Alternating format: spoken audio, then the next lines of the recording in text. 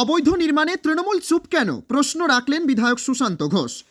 খানাকুল ১ নম্বর ব্লকের বিভিন্ন সরকারি জায়গায় অবৈধ নির্মাণ বন্ধ করতে বিএলআরও দপ্তরের দ্বারস্থ হলেন খানাকুলের বিধায়ক সুশান্ত ঘোষ। শুক্রবার তিনি দলীয় কর্মীদের নিয়ে ১ নম্বর বিএলআরও দপ্তরে যান বিভিন্ন জায়গায় অবৈধ নির্মাণের বিরুদ্ধে ব্যবস্থা গ্রহণে। তাদেরকে আরও সক্রিয় হয়ে ওঠার পরামর্শ দেন বিধায়ক। এর অভিযোগ, বিভিন্ন জায়গায় অবৈধ নির্মাণ চললেও বিএলআরও দপ্তর তেমনভাবে কোনো ব্যবস্থা গ্রহণ করছে না।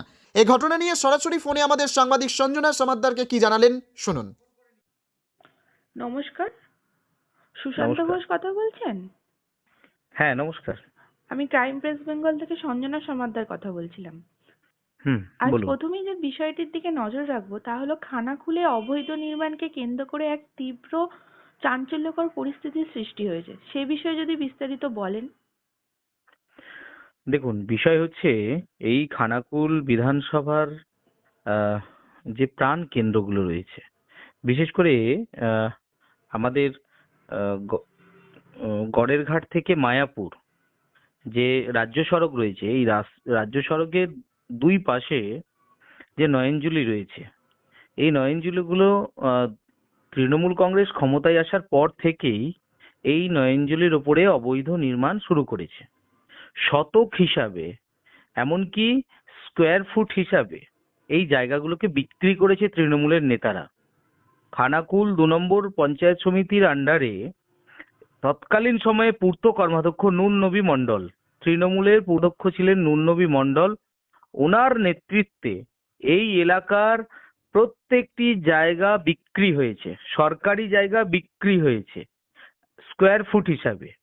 তো সেখানে আমরা ২০১৬ সাল থেকে টানা প্রতিবাদ করছি। আমি নিজে বেশ কয়েকবার রাস্তা অবরোধ করেছি, আমি ধর্ণা দিয়েছি, বিএলআরও ঘেরাও করেছি, বিডিও ডেপুটেশন দিয়েছি। এই বিষয় নিয়ে আমি যখন বিধায়ক হইনি তার আগে থেকে আমরা এর প্রতিবাদে আমরা কন্টিনিউ রাস্তায় নেমেছি। কারণ এই যে পিডব্লিউডির ধারে যে নয়নজুলি, এইগুলো হচ্ছে সেচ খাল হিসাবে এখানকার চাষিরা ব্যবহার করে। এই সেচ খালগুলো তৎকালীন সময়ে, মানে যখন আমাদের পঞ্চায়েত সমিতি ছিল না, ২০২৩-এর আগে, এই তৃণমূল কংগ্রেস এগুলোকে সম্পূর্ণরূপে বিক্রি করেছে। আমরা পঞ্চায়েত সমিতি পাওয়ার ২০২৩ সালে পঞ্চায়েত সমিতি পাওয়ার পর থেকে আজ পর্যন্ত একটা জায়গাতেও অবৈধ নির্মাণ আমরা করতে দিইনি।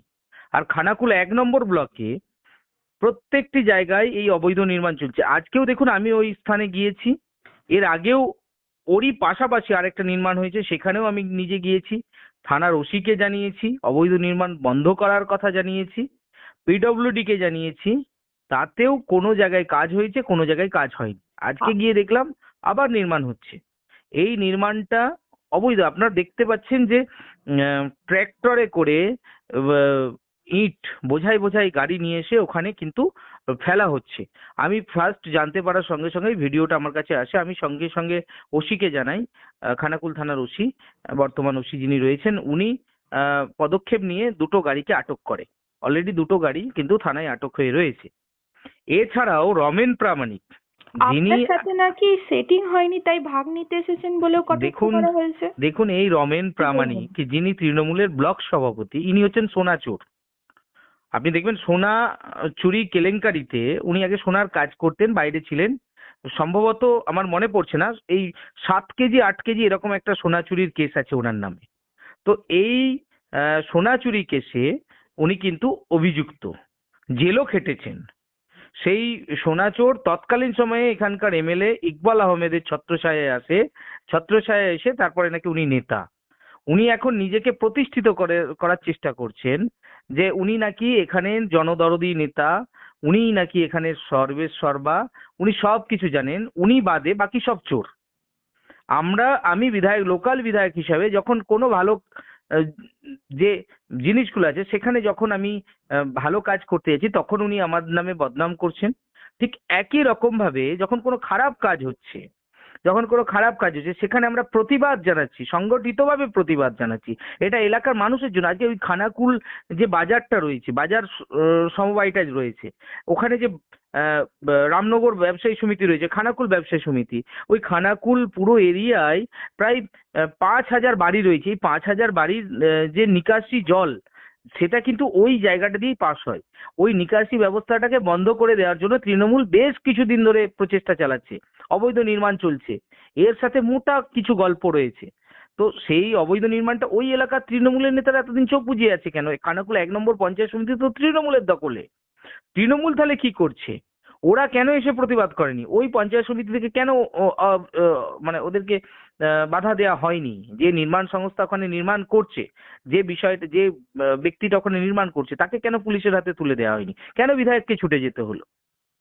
এটা হচ্ছে মূল বিষয়। তৃণমূল কংগ্রেস ওরা চাইছে, ওদের গায়ে যে কালিটা লাগছে, ওরা চাইছে বিধায়ক যেহেতু গেছে, তাহলে বিধায়কের নামে উল্টো রকম ভাবে প্রচার করো, বিধায়কের আপনার নাকি টিআরপি কমে যাচ্ছে, প্রেস্টিজ সে ঢেলে বিষয়েও কটাক্ষ শুনতে দেখুন, হয়েছে। আমার টিআরপি কমছে কি টিআরপি বাড়ছে সেটা তৃণমূল নেতারা, ওদের কাছ থেকে আমাকে সার্টিফিকেট নিতে হবে নাকি? 2021 সালে বিধানসভা নির্বাচনে খানাকুল বিধানসভায় বিজেপি জিতেছে, তৃণমূল কংগ্রেসকে মানুষ মুছে দিয়েছে।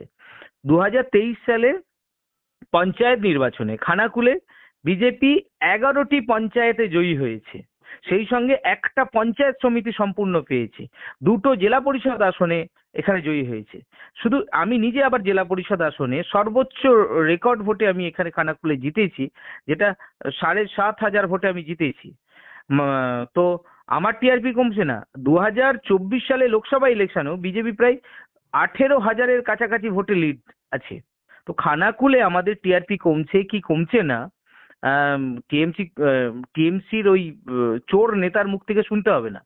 এমএলএ টিআরপি বাড়ছে কি কমছে সেটা জনগণ 2026 সালের ভোটেই সেটা পরিষ্কার করে দেবে। ওনার কাছ থেকে সার্টিফিকেট নিতে হবে না, উনি চোর, মহাচোর, সোনা চুরি কেলেঙ্কারিতে জেল খেটেছেন, তো তার কাছ থেকে আমার সার্টিফিকেট নিতে হবে।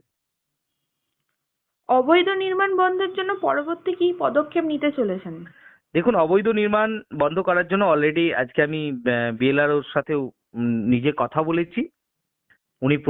ওনাকে আমি পরিষ্কারভাবে জানিয়েছি যদি অবৈধ নির্মাণ বন্ধ না হয় তাহলে কিন্তু আমরা পরবর্তী সময় আন্দোলনে নামবো। কারণ আপনারা দেখবেন খানাকুল 2 নম্বর পঞ্চায়েত সমিতি যেটা রয়েছে, পঞ্চায়েত সমিতি থেকে কিছুটা দূরে, হাফ কিলোমিটার দূরে একটা মন্দির নির্মাণ হচ্ছে। সেই মন্দির নির্মাণটা আটকানোর জন্য তৃণমূলের নেতারা উঠে পড়ে লেগেছে। একটা ভগবানের মন্দির হচ্ছে সেখানে, অথচ দেখুন চারিদিকে আপনি মসজিদ বলুন, গুরুদ্বার বলুন, আপনি কবরস্থান বলুন, আর মন্দিরও এরকম বেশ কিছু জায়গায় তৈরি হয়েছে যেখানে সরকারি সম্পত্তির ওপরে তারা তৈরি করেছে। আবার এই মসজিদ বলুন বা আপনার হচ্ছে ওই কবরস্থান বলুন, এইগুলোকে গার্ডওয়াল দিয়ে রক্ষা করার জন্য সরকার সেখানে ইয়ে করছে। কিন্তু একটা মন্দির তৈরি হচ্ছে, সেই মন্দিরটাকে সব মানে মন্দিরটাকে না তৈরি হতে দেওয়ার জন্য তৃণমূলের নেতারা উঠে পড়ে লেগেছে। একটা ভগবানের মন্দির তৈরি হচ্ছে, এই জিনিস চলতে পারে না। সম্পূর্ণরূপে আমরা চাইছি যে সরকারি ল্যান্ড যেগুলো রয়েছে সেই সরকারি ল্যান্ডগুলো জবরদখল না হয়, সেগুলোকে রক্ষা করতে হবে। ঠিক আছে, আমরা জানি দেখবেন এই তৃণমূলের নেতারা এরা এই যে বিক্রি করছে, বিভিন্ন জায়গাগুলোকে বিক্রি করছে, স্কোয়ার ফুট হিসাবে বিক্রি করছে, এর বিরুদ্ধে আমি এর আগেও আন্দোলনে নেমেছিলাম, আবার আন্দোলনে নামবো, আরো জোরদার আন্দোলনে নামবো। একটা পেট্রোল পাম্প তৈরি হচ্ছে, ভারত সরকার পারমিশন দিয়েছেন, তো একজন ব্যক্তি পেট্রোল পাম্প তৈরি করছে। খানাকুল 2 নম্বর ব্লক জুড়ে একটা পেট্রোল পাম্প নেই।